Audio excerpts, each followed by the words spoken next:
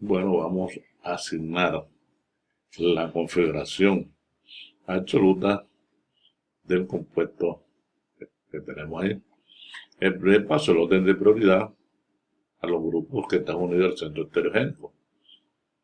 En base al número atómico, el de mayor a menor es el orden cloro, tiene mayor número atómico el flúor mayor que el carbono y el carbono mayor que el hidrógeno.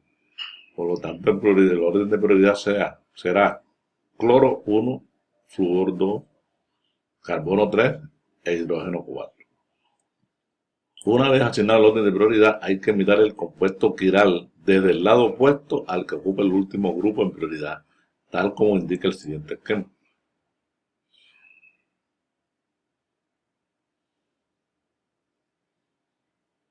Cuando hacemos esa observación y vamos en sentido de mayor a menor prioridad, vamos en sentido cloro, flúor, carbono. O sea, vamos en sentido contrario a la manecilla alrededor. Por lo tanto, la configuración es S.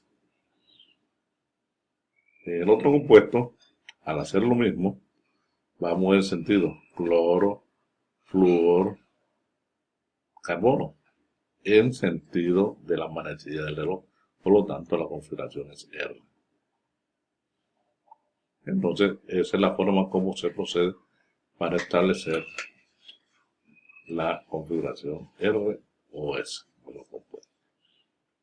Aquí tenemos otro ejemplo donde se establecen las respectivas prioridades. El bromo, en este carbono, tiene prioridad 1. Acá, cuando son diferentes grupos que están unidos, se analizan los grupos o átomos que están unidos al centro en consideración. Caso establecer prioridad el grupo metilo y este otro grupo. Entonces a este carbono están unidos 3 hidrógenos, mientras que este de aquí solamente 2 carbonos y un hidrógeno. Por lo tanto, este grupo tiene mayor prioridad que el anterior. Ahí tenemos otro ejemplo.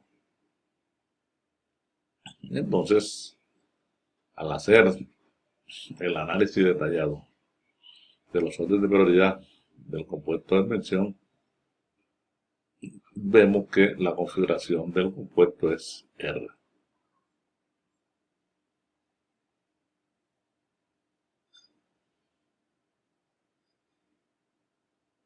Y tenemos otro ejemplo.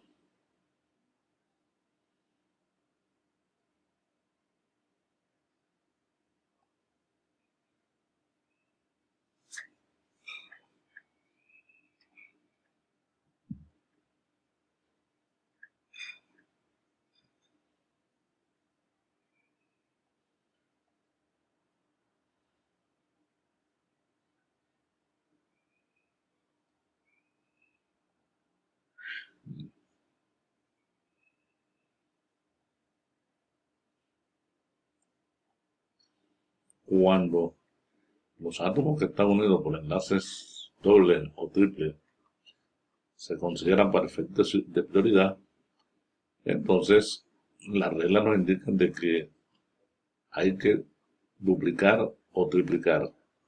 Es decir, cuando el enlace doble se considera de que el átomo no está unido a un solo átomo, sino a dos. Y si el enlace es triple, consideramos que no está unido a uno solo, sino a tres, como es el caso, por ejemplo, que se muestran ahí. Una de las formas o de las estructuras que se usan para expresar o para indicar los compuestos ópticamente activos, y no solamente los compuestos ópticamente activos, sino que a todos aquellos que pretenden estereoisomería, son las representaciones de ficha, en la cual se indican líneas llenas y líneas punteadas. Las líneas llenas indican los enlaces que miran hacia el observador, mientras que las líneas punteadas los que se alejan del observador. Otra forma que se usa es aquella en la cual se usan líneas horizontales para situar los grupos que están más cerca del observador y las verticales para indicar los que están más alejados del observador. Para asignar la configuración R o S en las propiedades de fichas, se determina primero el orden de prioridad según la convención CAN-INCO-RELO. Como vemos ahí, grupo H, prioridad 1, grupo etilo, prioridad 2, metilo, prioridad 3, e hidrógeno, el de menor prioridad. Si se unen los tres grupos prioritarios en sentido 1, 2, 3 y se observa si esta unión va en sentido de reloj o en sentido contrario. Si el grupo H, si el último grupo en prioridad está en la vertical, entonces en la unión 1, 2, 3 va en sentido R, la configuración del heterocentro será R.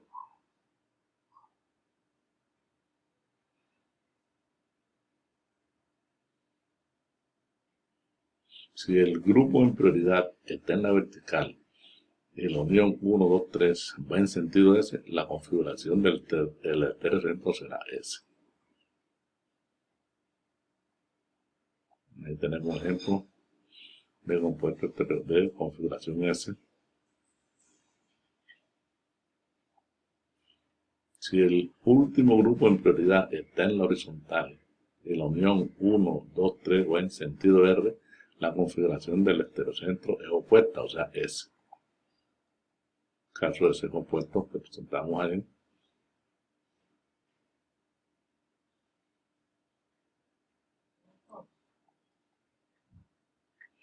Si el último grupo en prioridad está en la horizontal y la unión 1, 2, 3 va en sentido S, la configuración del heterocentro será opuesta, o sea, R.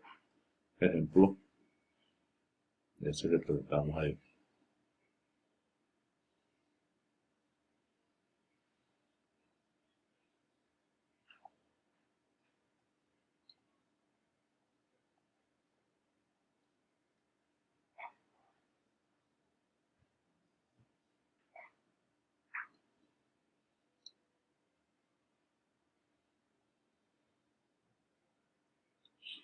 Bien.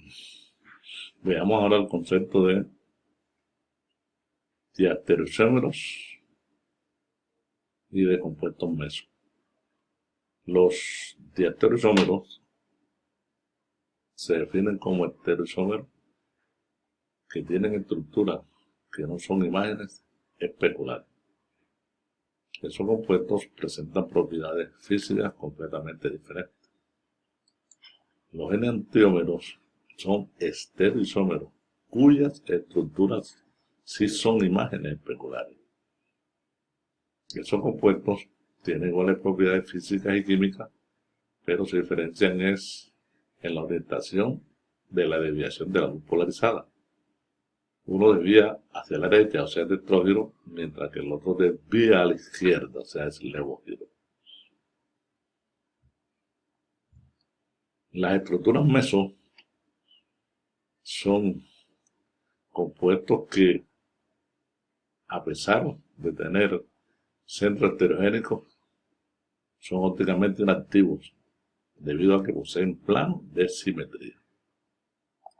Aquí se muestra el ejemplo de enantiómeros, los diastereómeros, enantiómeros, diastereómeros, etc.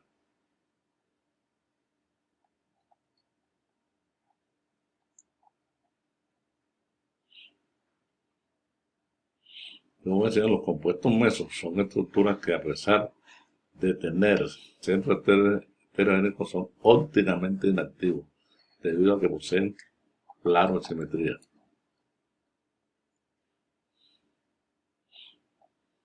Tenemos el caso, este es un compuesto meso tiene un plano de simetría. Este también es otro compuesto meso.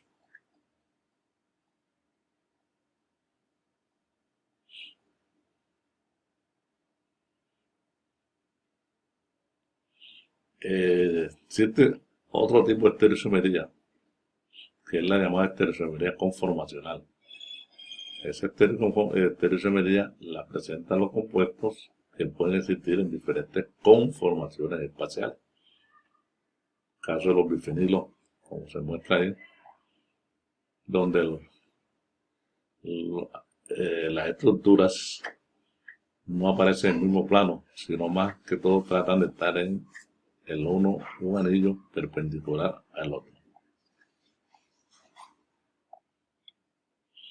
Ese es otro ejemplo de compuesto que presenta este tipo de estereoisometría.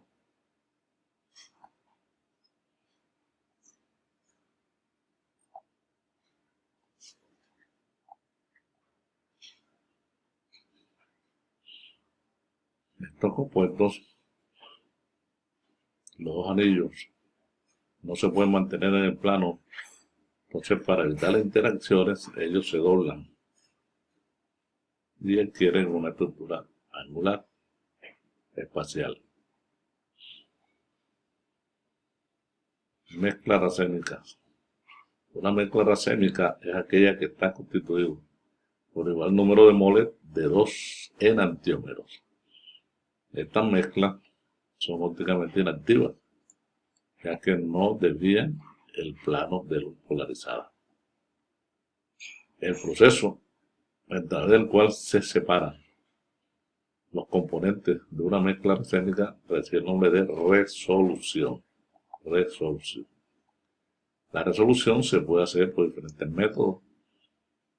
Hay procedimientos que son mecánicos, hay procedimientos químicos, procedimientos bioquímicos, etc.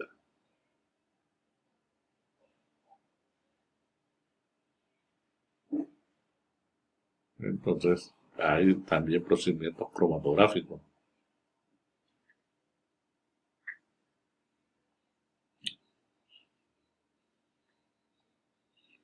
Una vez que se separan los enantiómeros que componen la mezcla racémica, el paso siguiente es determinar su pureza óptica, entendiéndose por pureza óptica el porcentaje de exceso que hay de un enantiómero con respecto al otro.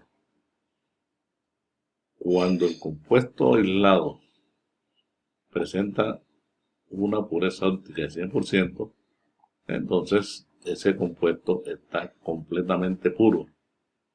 Pero si la pureza óptica tiene un valor diferente a 100, ya es indicativo de que este compuesto no se logró separar completamente puro.